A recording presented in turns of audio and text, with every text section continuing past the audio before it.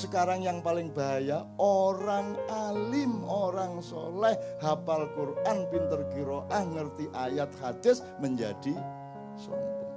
Sombongnya mungkin tidak kelihatan di wajah dan badannya, tapi terasa dari hatinya. Kadang-kadang ketok moto nek wis qiraah iku ngene. A'udzubillahi minasyaitonirrajim.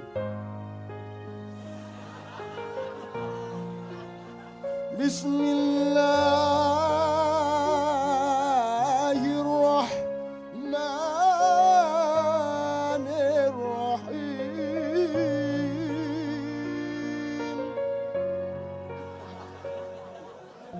Awas kalau tidak kagum, awas kalau tidak kagum. Awas kalau tidak memuji saya, awas. Saya tidak bisa ngeklaim. Allah yang boleh ngeklaim, tapi saya boleh merasakan. Perasaan saya mungkin salah, tapi saya pantulkan mungkin kesalahan itu. Syukur Anda menjumpai kebenarannya. Saya tidak pernah mengatakan bahwa yang saya omongkan benar. Kita itu sama-sama mencari kebenaran terus-menerus. Kapan-kapan saya bilang menjelaskan benar itu ya. Gitu ya teman sekalian ya. Oke, sekarang gini. Waktunya habis kira. Udah jam 3 pas. Gini. Ada Allah, tidak mengakui Allah. Ada Allah tapi mengingkari Allah. Ada Allah tapi menyekutukan Allah. Itu kan nanti diterjemahkan secara nilai. Dari filosofi, akidah, filsafat, moral, sampai aplikasi sosial, sampai hukum, sampai segala macam. Kalau seorang hakim memutuskan tok itu tidak ada Allah dalam file pikirannya, itu ketukan palu ateistik. Jelas toh? Kan begitu rumusnya tadi. Karena ini luar biasa. Ini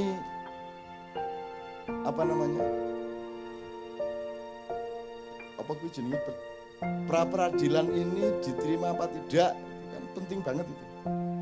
Kalau Allah tidak terlibat di situ berarti ateis. Ya, kira-kira. Sekarang saya tanya, kalau dikebawakan lagi, kalau ada Allah berarti Anda secara moral jujur apa tidak jujur? Kalau ada Allah. Kalau secara ilmu objektif apa tidak objektif? Kalau secara olahraga sportif apa tidak sportif? Kalau secara hukum adil atau tidak adil? Kan sebenarnya sama semua itu. Yang namanya suci itu kalau dalam hukum adil. Kalau dalam olahraga sportif itu suci, benar-benar suci. Kalau dalam ilmu objektif, jernih. Kalau dalam kesenian pas ya Ben ya mana Ben. Kalau pitch-nya do ya do. Kecuali kepentingan estetiknya menyuruh donya naik dikit atau turun dikit dalam sifat-sifat pentatonik misalnya. Itu ya. Sekarang saya tanya, praktis saja sama Anda.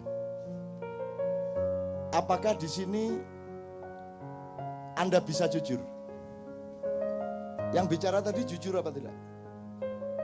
Pakai dibatas-batasi enggak? Kalau ngomong aja toh, sejujur-jujurnya apa adanya, betul enggak?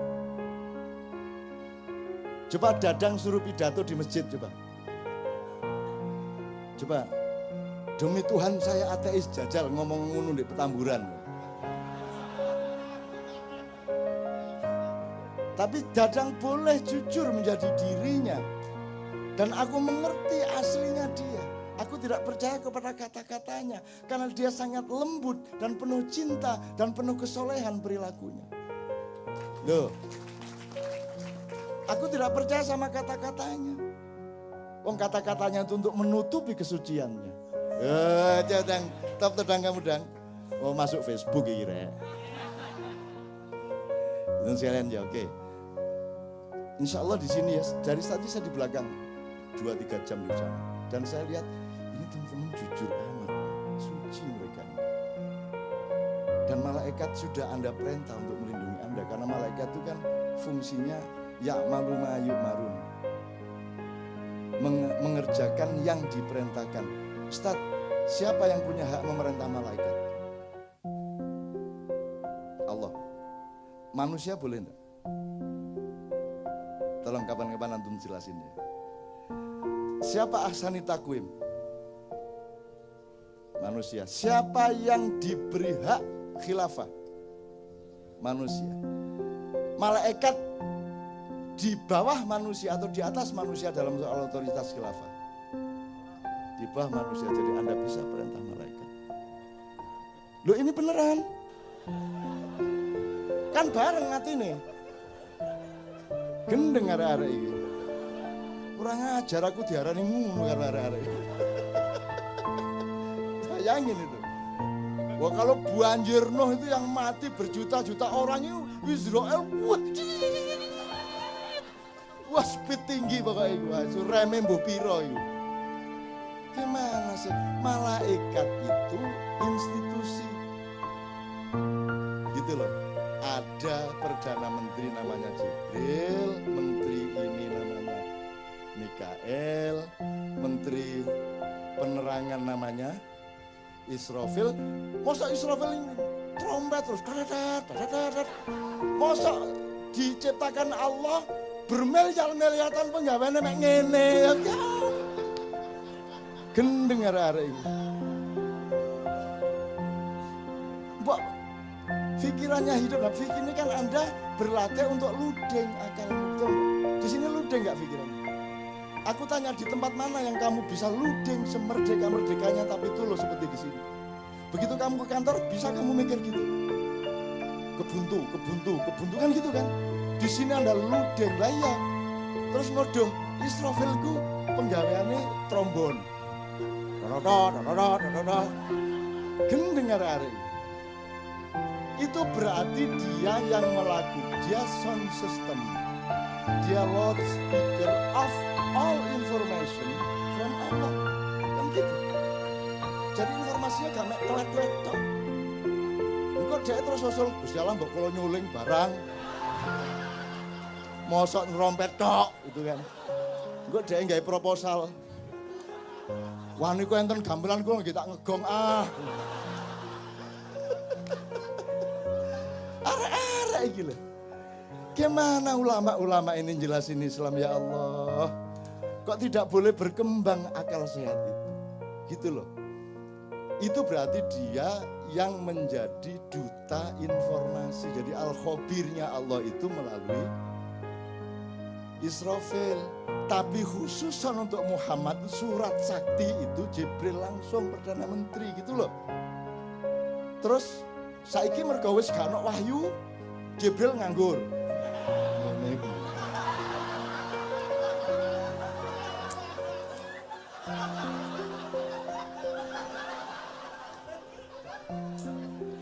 Semiliar tahun mulat. Wis gak ono nabi ya. Nunggu saya dikai akal gak digawe gitu. Jadi Jibril mau manggil karo awakmu iku. Aku mek diarani pensiun mulat. Terus mari ngono main biliar bola 3 kecetak-cetok ijen. Terus mari ngono aerobik. Arek-arek iki. Ndak. Makanya belajar madza al-wahyu wa ma adraka mal wahyu. Wahyu itu apa dipelajari dong. Kalau ilham itu apa, hidayah itu apa, fadilah itu apa, ma'unah itu apa. Dipelajari gradasinya, strukturnya, perangkat-perangkat dan persyaratannya.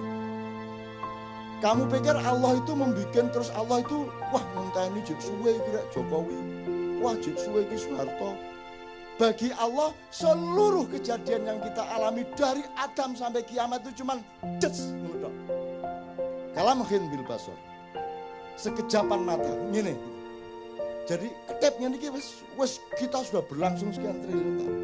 Itu sama dengan Nabi Sulaiman bikin sayembara, ayo siapa yang bisa bawa istana Bilqis ke sini. Terus Ifrit saya yang akan angkut memindahkan istana Bilqis ke sini. Berapa lama kamu bawa? Kata si Sulaiman alaihissalam. Sebelum Baginda berdiri dari singgasana, istana sudah sampai ke depan. Sulaiman kan menghormati jane wis kesuwen jane gitu, tapi dia nggak ngomong dia. Isi aku kok kesuwen iki. Nggih, aku.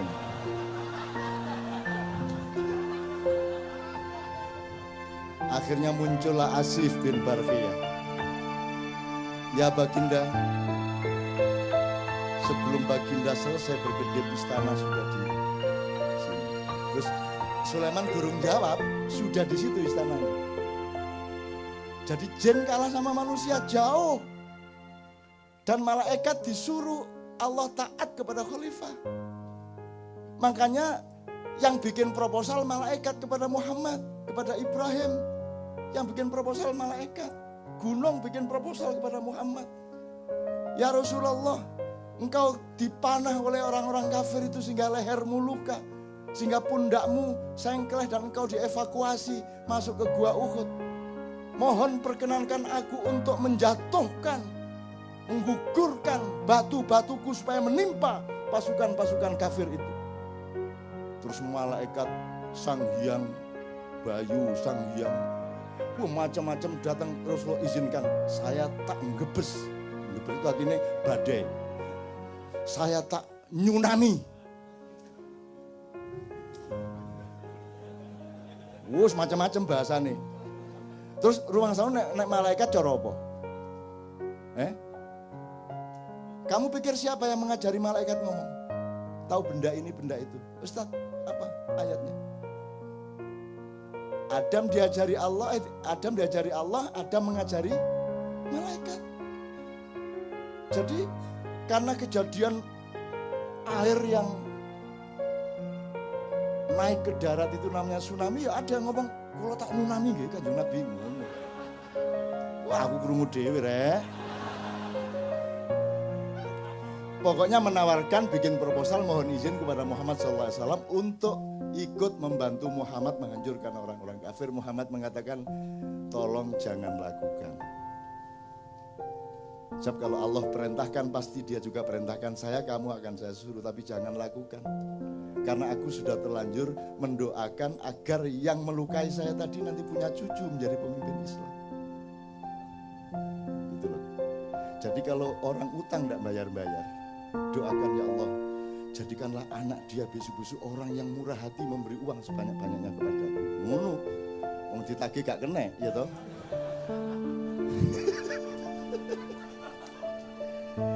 Gembira ya Anda ya. Loh, ini namanya rahmatan lil alamin. Bukan hanya rahmatan lil ad loh. Kita khalifatun fil ad, tapi rahmatannya lil alamin. Jadi Anda harus bisa ke Mars. Anda harus naik ke langit-langit.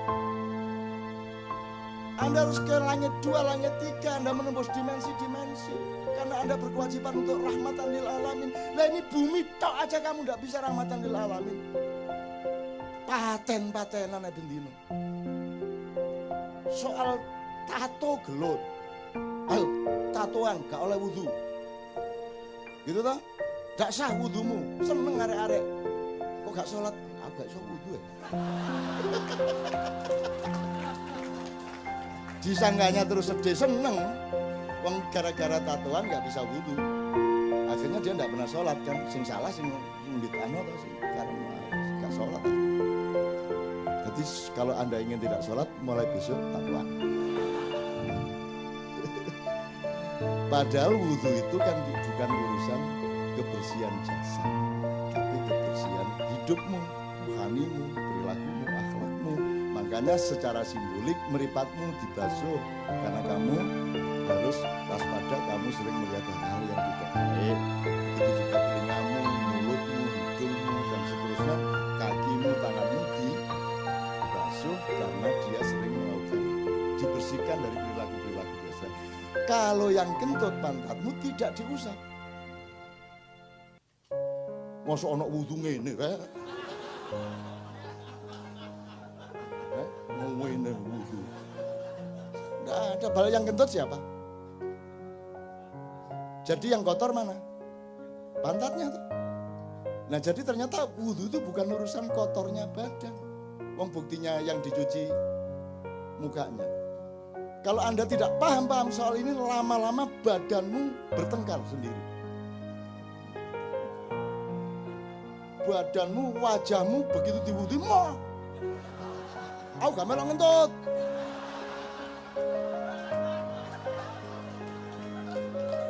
Terus ngene, saya lihat itu, saya ngentut deh, duduk aku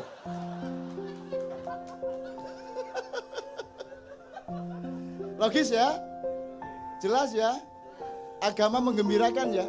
Paling tidak menjadi rahmatan lil alamin pada dirimu, pada keluargamu. Alhamdulillah. Kalau itu sudah kamu alami setahun 2 tahun, kamu adalah rahmatan lil alamin bagi tetanggamu, bagi semua yang ketemu dengan kamu. Kan begitu. Kalau Anda sudah mendapat cahaya, lama-lama Anda menyatu dengan cahaya, lama-lama Anda menjadi cahaya. Kalau Anda sudah menjadi cahaya, tidak perlu bersinar. Tak terus no gendeng kan. Kalau Anda sudah bersatu dengan Allah, Anda tidak butuh iman. Gendeng lagi. Terus YouTube, MH, tidak butuh iman. Wow, 2. Dipotong meneh, so buntut. Maksud saya, iman itu kan jalan, jembatan untuk kamu berjumpa. Supaya kamu tidak ragu-ragu terhadap perjumpaan denganku, kata Allah. Maka kamu menyatu dengan Allah. Kalau kamu hidupmu sudah terus-menerus ludeng Allah dan kamu secara dialektis, kamu tidak butuh iman lagi. Loh, ngarepe ngono iku. Ojo terus MH anti iman. Gendeng arek-arek. Saya ditanya wartawan MI. Cak, kalau puasa Mbak Novia memasakkan apa? Kalau buka, terus aku jawab, pokoknya saya itu enggak ingin yang susah-susah. Maksudnya, ya misalnya daging ayam itu kan butuh betot, dicekel apa? Belumnya terus angel, masih aku tempe tahu wis gampang, belum capek cepet. Terus besok keluar di koran MH2 saya anti daging.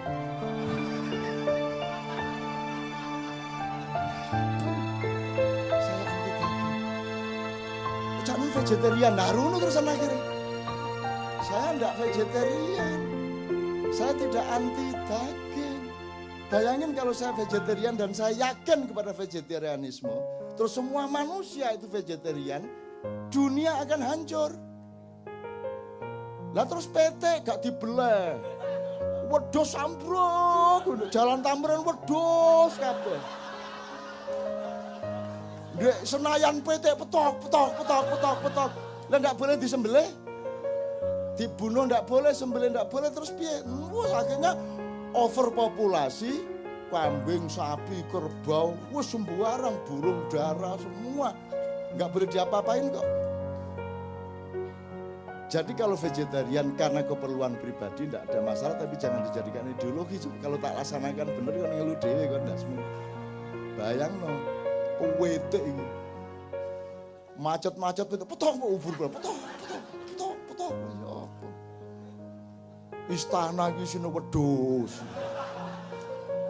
Ngarani bose.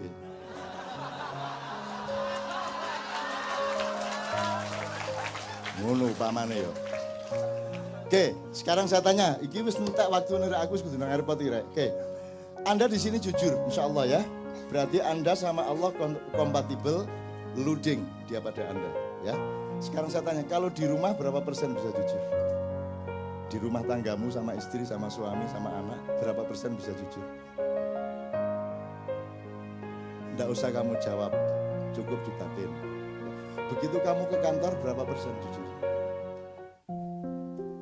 Kamu kalau jujur di kantormu hancur apa jaya? Kalau kamu jadi anggota DPR, dibutuhkan kejujuran berapa persen? Mana yang lebih dibutuhkan, kejujuran atau kekejaman? Mana yang dibutuhkan, kesantunan apa ketegaan hati? Jadi di negara ini, di mana tempat kejujuran? Di mana tempat kesucian? Di mana tempat kemurnian? Di mana tempat objektivitas? Di mana tempat keadilan? Hanya di sini. Pas Jumat kedua tok. Nanti pulang ya nggawa gak jujure dhewe. Nanti teman sekalian ya. Bisa Anda teruskan negara yang tidak ada tempat untuk kejujuran? Bisa Anda teruskan?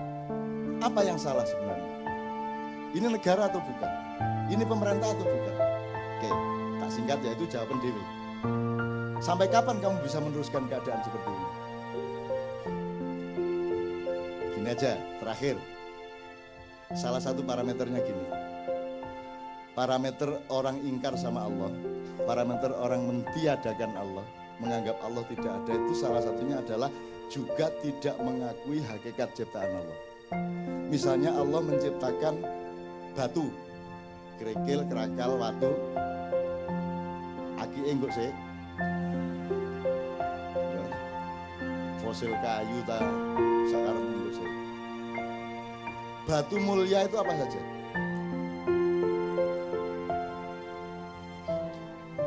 Emas, intan, berlian. Oke, mau milih apa? Intan gitu ya. Intan ya. Oke, 3 aja, kita ambil 3 dari variabel ini. Intan, emas, batu. Kalau intan, emas, batu, Anda bisa nggak ngukur dengan mata Anda ini emas beneran atau tidak? Nggak bisa ya. Ini berlian harganya mahal, itu gimana cara kamu ngukur? Jadi yang benda kelihatan mata saja Anda tidak bisa ngukur. Sekarang Anda tahu nggak bahwa manusia itu dibikin oleh Allah, ada yang berkualitas batu, ada yang berkualitas tembaga, silver apa namanya, perak, emas, berlian, intan, mutiara. Betul enggak? Percaya enggak Anda bahwa ada manusia mutiara? Siapa contohnya manusia mutiara? Muhammadun Basyarun laisa kal basyari bal huwa yaqut bainal hajari. Muhammad itu makhluk, tapi dia bukan sembarang makhluk. Dia bukan makhluk biasa. Dia adalah mutiara di tengah batu-batu.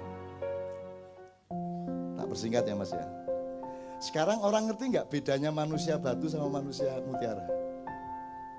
Diajarkan nggak di sekolah? Untuk membedakan manusia bermutu dan tidak, diajarkan nggak?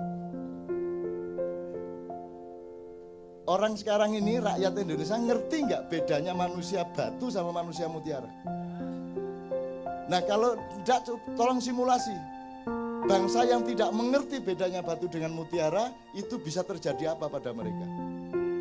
Sebab nanti ada mutiara yang dibuang. Karena toh orang tidak mengerti mutiara. Ada batu yang dimutiara-mutiarakan dengan pencitraan melalui Kompas, Tempo, dan lain sebagainya.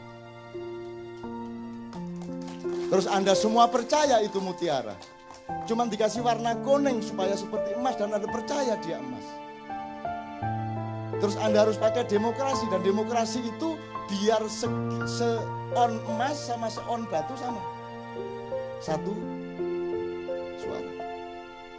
Demokrasi itu lahir dari bangsa yang tidak mengenal kemutiaraan manusia. Saya enggak provokasi ya. Di Quran itu yang disebut Allah apa? Ini Mas, sudah nikah? Belum? Mbak sudah nikah? Belum? Ada perawan ya apa? Gue Habib Alis ini. Udah nikah? Ya, udah. Lebih penting mana, negara apa nikah? Nikah, jelas ya. Umumkan tuh kepada setiap orang, kepada saudara, negara kalah penting. Sekarang pilih mana, negaramu bubar atau pernikahanmu bubar? Dah jelas. Jadi kamu memberi bobot sesuatu itu mesti ngerti mana emas, mana mutiara, mana batu. Kalau kamu tidak mengerti itu, kamu akan celaka. Lebih parah lagi seterusnya. Nah sekarang ini yang terjadi adalah, untuk apa saya ambil emas mahal, susah nyarinya. Mbok sudah saya ambil batu saja, tapi tak cat seperti emas. Itu yang terjadi. Musik ya gitu, DPR ya gitu, pemerintah ya begitu, kan yang dicari kan batu-batu. Jadi kalau kamu sekarang oleh Allah diberi karomah, sehingga Anda adalah mutiaranya bangsa Indonesia, Anda harus siap untuk sengsara, siap untuk tidak dianggap. Karena yang berkuasa dan yang punya duit tidak akan mau membeli Anda karena terlalu mahal harga Anda. Mending ambil batu di Anda-andakan, ngerti nggak? Ngerti ya? Oke. Sementara tidak ada orang marah, orang juga nggak ngerti kok bedanya emas sama. Jadi teman-teman di Ma'iyah ini nomor satu adalah tolong belajar kualitas manusia. Tolong mempelajari mana manusia batu, mana manusia mutiara, mana emas. Zaman kalau di Quran hanya disebut ada raja. Dan raja itu yang menentukan sebenarnya Allah, yaitu kalau orang rakyatnya sudah mengetahui, oh itu memang orang mutiara itu. Sulaiman itu memang mutiara. Yusuf itu memang mutiara. Daud itu memang mutiara. Semua orang mengakui dengan jujur. Maka dia rajanya memang. Tidak perlu pemilihan. Pemilihan itu terjadi karena Anda tidak ngerti bedanya mutiara sama. Saya bukan anti pemilu. Tapi kalau diterusin memang anti pemilu. Tapi saya tidak mengatakan begitu. Bahwa outputnya seperti itu bukan salah saya. Nah sekarang Anda mau pilih mana? Di Quran tidak ada disebut kecuali kerajaan dan raja.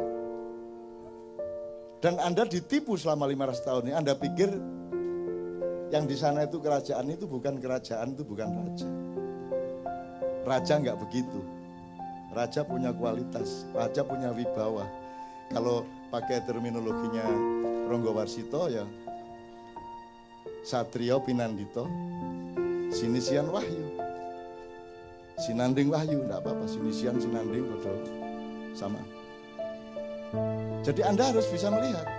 Nah sekarang mutiara-mutiara justru dihancurkan. Apakah dia inovator teknologi? Harus dihancurkan. Apakah dia wartawan kreatif? Dikeluarkan. Karena Anda mutiara. Anda mau jujur, mau jernih, mau berbinar-binar seperti mutiara, Anda dikeluarkan. Yang dibutuhkan batu-batu yang dipoles. Karena sekarang yang nomor satu pencitraan. Yang penting itu bukan kamu itu ayam atau bukan. Yang penting rasamu ayam. Bener gak? Kata Sabrang, jeruk itu hanya dipakai untuk cuci piring. Nah yang diminum orang itu yang rasa jeruk. Gendeng ngomong tak iya. Apalagi orang Jawa, ini sedang periode di mana orang Jawa memperhinakan dirinya. Kalau ada sinetron yang paling rendah derajatnya pasti orang Jawa. Kalau pembantu rumah tangga harus orang Jawa. Kalau pelawak yang dibodoh-bodohkan pasti orang Jawa. Bahwa bahasa yang paling jelek adalah yang medok. Sehingga orang Jawa pun kalau di televisi menjawa-jawakan dirinya, bagaimana kamu kok baru datang sudah malam begini. Ya gak ada orang Jawa ngomong ngono rek. Dimedok-medokkan. Jadi dia bikin jeruk tanaman, bikin jambu, bikin opo, ternak lele. Engkok nek wis ada jeruk yang bagus disebut jeruk Bangkok. Pokoknya nek Jawa bisa ngelek dewe. Begitu apik nek gak Bangkok, Bombay, pokoknya Jumbo, Mandarin kan gitu. Pokoknya yang istimewa, yang mutiara disebut luar negeri. Nah Anda bulan depan harus mulai tahu bahwa Anda ini direkayasa untuk ditutupi, dimusnahkan, dipendem, dihancurkan, disembunyikan dalam waktu yang sangat lama. 500 sampai 700 tahun tergantung cara kita melihat bagaimana. Tetapi ini sudah sampai hampir ujungnya. Dan kita akan menemukan zaman yang baru sesudah itu. Insya Allah tidak lama lagi yang sehat badanmu. Yang sehat, doakan saya juga sehat. Ini sudah berakhir, akan berakhir. Tapi kita masih akan lucu enggak karu-karuan. Beberapa tahun ke depan ini. Terus lucu sampai jangan guyu. Gitu ya teman-teman sekalian ya. Pokoknya mutiara dan batu ya tolong diingat. Itu aja kira-kira saya kira saya harus segera ke airport. Saya mohon tidak bersalaman malam hari ini karena engkau sudah rohani ya. Kalau engkau masih membutuhkan tangan, jasad, dan materialku, engkau rendah. Tapi karena engkau dan aku sudah mengalami pertemuan rohani yang agung, maka tidak perlu bersalaman secara langsung. Itu caranya mergo kate kepengin cepet-cepet. Loh ya kan gitu, orang hidup kan mesra ya kalau begitu kan. Ya kan berarti aku sudah menyalamimu ini sekarang. Gitu ya. Tak doain semua Anda di sini akan oleh Allah dibuka seperti Rasulullah dibuka oleh Jibril dada dan kepalanya. Hidupmu akan semakin terbuka. Kapan Anda butuh, Anda dapat dari Allah. Kapan Anda ada kesulitan, langsung Anda ketemu kemudahannya. Amin ya rabbal alamin. Saya mohon kita semua berdiri, Ustaz, mohon didoakan. Untuk teman-teman yang beragama secara formal bukan muslim, Anda tolong jangan cemas dengan doa secara Islam ini, karena Islam itu rahmatan lil alamin. Jadi Anda dilindungi oleh orang Islam sepanjang Anda berbuat baik dan tidak curang kepada siapapun. Fadhil Ustaz. Al-Fatihah. A'udzubillahi minasyaitonir rajim. Bismillahirrahmanirrahim. Alhamdulillahirabbil alamin arrahmanir rahim maliki yaumiddin. Iyyaka na'budu wa iyyaka nasta'in ihdinas siratal mustaqim siratal ladzina an'amta 'alaihim. Astaghfirullahaladzim, astaghfirullahaladzim, astaghfirullahaladzim. Allahumma salli ala sayyidina Muhammad wa ala ali sayyidina Muhammad. Allahumma taqabbal minna salatana wa siyamana wa ruku'ana wa sujudana wa qu'udana wa tadarru'ana wa tahassu'ana wa tamim taksirana ya Allah ya rabbal alamin. Allahumma antas salam wa minkas salam wa alaika ya'udus salam fahayyina rabbana bisalam wa adkhiluna jannata darus salam tabarakta rabbana wa ta'alita ya dal jalali wal ikram. Ya Allah ya Rahman ya Rahim, ya Malik ya Kudus ya Salam ya Mu'minul Muhaiminul Azizul Jabbarul Qahhar. Wahai pemilik alam semesta raya yang memiliki jiwa-jiwa kami, maka jadikanlah jiwa-jiwa kami yang jauh dari kesan untuk kami membangkang kepadamu. Jadikanlah malam ini malam yang penuh dengan keberkahan, malam yang penuh dengan makna untuk menghadirkan hidayah kepada kami semua. Ya Allah ya Rahman ya Rahim, ampunilah dosa-dosa kami, dosa kedua orang tua kami, dosa guru-guru kami, dan dosa orang-orang yang menghendaki dosanya diampuni pada malam ini. Oleh karena itu ya Allah, bukakanlah pintu hidayah, inayah, dan karomah kepada kami yang jujur pada malam ini. Ya Allah ya Rahman ya Rahim, karena itu perkuatlah cinta kami kepadamu. Ana uhibbu ilaika ya Rabb, nahnu nuhibbu ilaika ya Rabb. Kami tidak mampu mengukur apa yang kami bisa perbuat untuk kami bisa diterima oleh Engkau. Tetapi yakinlah bahwa pada malam ini kami sesungguhnya mencintai Engkau dengan cara apa yang bisa kami lakukan. Ya Allah ya Rahman ya Rahim, bukakanlah apa yang mesti dibukakan dan itu baik untuk kami. Tutuplah apa yang mesti ditutup karena itu tidak baik untuk kami. Ya Allah ya Rahman ya Rahim, di bawah bimbingan pembimbing kami Kiai Cak Nun, insya Allah mudah-mudahan kita semua mendapatkan makna pada hari ini dan dihadirkan kembali dalam satu kehadiran yang penuh dengan kerinduan. Panggillah kami dalam kerinduan yang penuh dengan kerinduan kepadamu ya Rob, untuk kami bisa bertemu denganmu dalam satu ucapan salamun qaulan mir rabbir rahim. Rabbana zalamna anfusana wa illam taghfir lana wa tarhamna lanakunanna minal khasirin. Irhamna ya arhamar rahimin, irhamna ya arhamar rahimin, irhamna ya arhamar rahimin. Rabbana atina fid dunya hasanah wa fil akhirati hasanah wa qina azabannar. Subhana rabbika rabbil izzati amma yasifun wa salamun alal mursalin walhamdulillahi rabbil alamin. Al-Fatihah. A'udzubillahi minasyaitonir rajim. Bismillahirrahmanirrahim. Alhamdulillahi rabbil alamin. Arrahmanirrahim. Iyyaka na'budu wa iyyaka nasta'in. Teman-teman sekalian, 2 menit. Insya Allah karena Anda sudah mempersembahkan kesucian hati, kejujuran pikiran, kearifan budaya, dan kesabaran mental selama 8 jam penuh untuk umat manusia, untuk bangsa Indonesia, untuk makna rahmatan lil alamin, maka insya Allah Anda sekarang punya hak untuk memohon khusus untuk keperluan Anda pribadi dan keluarga, atau apapun yang menyangkut kehidupan Anda. Bayangkan, renungkan, dan ucapkan di dalam hati masing-masing apa yang Anda perlukan dari Allah. Anda mohonkan kepada Allah, Mudah-mudahan Allah tidak tega untuk tidak mengabulkan, karena Anda telah membuktikan cinta Anda yang luar biasa, kesabaran yang luar biasa demi umat manusia, demi bangsa Indonesia, demi rakyat, dan rahmatan lil alamin. Semua nanti ucapkan kun fayakun supaya Allah mengabulkannya betul. A'udzu billahi minasyaitonir rajim.